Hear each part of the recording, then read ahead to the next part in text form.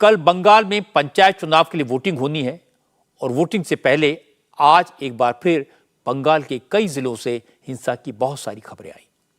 मुर्शिदाबाद में कांग्रेस के कार्यकर्ता की हत्या कर दी गई है। कूच बिहार में फायरिंग हुई। बीजेपी के 3 कार्यकर्ताओं को गोली लगी। मुर्शिदाबाद के भवानीपुर में बम फटा, 2 लोग घायल हो गए। हर जगह इल्जाम तृणमूल कांग्रेस के कार्यकर्ताओं पर है। अब चूंकि कल वोटिंग होनी है, इसलिए ज्यादा सतर्कता बरती जा रही है। सेंट्रल फोर्सेस की तैनाती शुरू कर दी गई है। बंगाल में सेंट्रल फोर्सेस की 300 से ज्यादा कंपनियां तैनात कर दी गई हैं। बंगाल पुलिस के साथ 19 राज्यों की पुलिस की ड्यूटी भी बंगाल में पंचायत चुनाव के लिए लगानी पड़ी। सेंट्रल फोर्सेस की सबसे ज्यादा 45 कंपनियां मुर्शिदाबाद में तैनात की गई हैं, क्योंकि यहां हिंसा सबसे ज्यादा हुई है। आज पश्चिम बंगाल के गवर्नर सीवी आनंद बोस ने भी मुर्शिदाबाद का दौरा किया। हिंसा का शिकार हुए लोगों से मुलाकात की, अफसरों से हालात की जानकारी ली और जो हो रहा है उस पर चिंता जाहिर की। लेकिन तृणमूल कांग्रेस को राज्यपाल की यह सक्रियता बिल्कुल अच्छी नहीं लगी। टीएमसी के लीडर कुणाल घोष ने कहा, इलेक्शन कैंपेन खत्म हो चुका है, लेकिन राज्यपाल अभी भी पार्टी काडर की तरह प्रचार में जुटे हुए हैं, जो किसी राज्यपाल के पद पर बैठे व्यक्ति के लिए उचित नहीं है, शोभनीय नहीं है। यह संविधान के मर्यादा का उल्लंघन है। राज्यपाल ने मर्यादा उल्लंघन की है। वो संविधान की मर्यादा और धैर्य की सीमा का उल्लंघन कर रहे हैं। जहां पंचायत चुनाव में सभी राजनीतिक दलों का प्रचार अभियान खत्म हो चुका है, वहीं राज्यपाल विपक्ष के लिए प्रचार कर रहे हैं, यात्रा कर रहे हैं। हम इसकी निंदा करते हैं और हम इसके खिलाफ कार्रवाई जरूर करेंगे। राज्यपाल लोगों को भड़का रहे हैं। वो बीजेपी, सीपीएम, कांग्रेस और आईएसएफ की तरफ से तमाम घटनाओं को तोड़ मरोड़ कर पेश कर रहे हैं और लोगों को प्रभावित करने की कोशिश कर रहे हैं। लेकिन राज्यपाल सीवी आनंद बोस ने कहा, अगर हिंसा के शिकार लोगों से मिलने को कोई प्रचार समझे तो समझता रहे, उन्हें कोई फर्क नहीं पड़ता। वो अपनी जिम्मेदारी निभा रहे हैं और निभाते रहेंगे। गवर्नर ने कहा कि ये बुलेट और बैलेट की लड़ाई है और लोगों को तय करना है कि जीत बैलेट की ही होनी चाहिए। I agree with them. I am doing it for publicity, publicity, publicity alone. To publicize the right of the common man, to publicize the sanctity of the Constitution, to publicize that human might, which is supported by the common man's will, cannot be suppressed by any political propaganda. I think the permanent solutions to all the problems, whether it is violence, whether it is corruption, all will come tomorrow.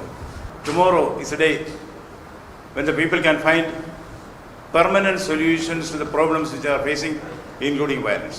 This is a fight between bullet and the ballot. The ballot has to win. पश्चिम बंगाल के governor को जवाब दिया ममता बनर्जी के भतीजे और तृणमूल कांग्रेस के leader Abhishek Banerjee ने।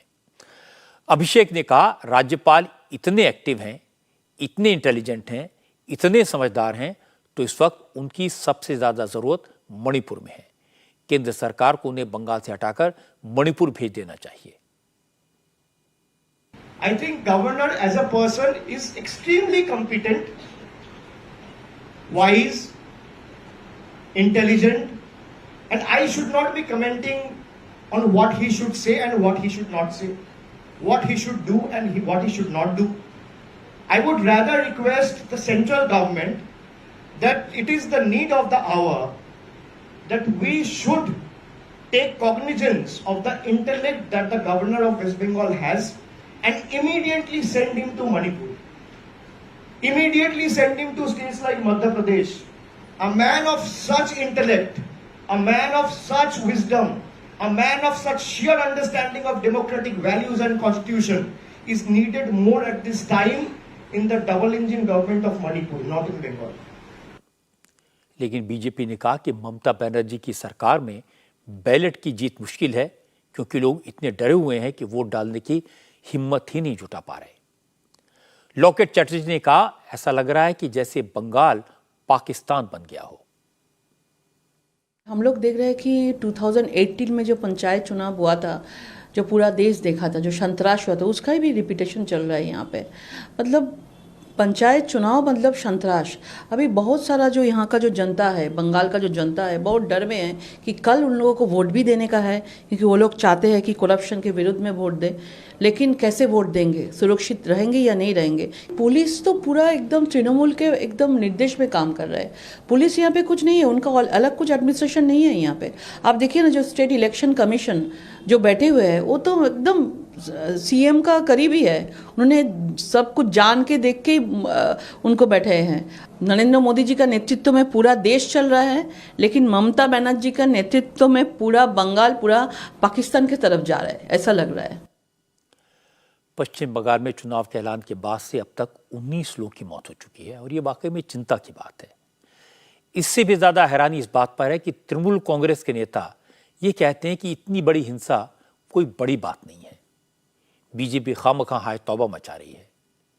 मुझे लगता है कि गवर्नर की बात सही है कि लोकतंत्र में बुलेट की नहीं बैलेट की जीत होनी चाहिए। उम्मीद तो है कि सेंट्रल गवर्नमेंट की पैरामिलिट्री फोर्सेस की तैनाती के बाद लोगों का डर थोड़ा बहुत कम तो होगा, हिंसा पर रोक लगेगी और लोग कल बिना खौफ के वोट डालेंगे। उम्मीद करनी चाहिए कि कल कम से कम बंगाल से हिंसा की कोई खबर ना आए। इंडिया टीवी हर वक्त हर जगह डाउनलोड करने के लिए सर्च करें India TV news Google play store या ऐप स्टोर पर।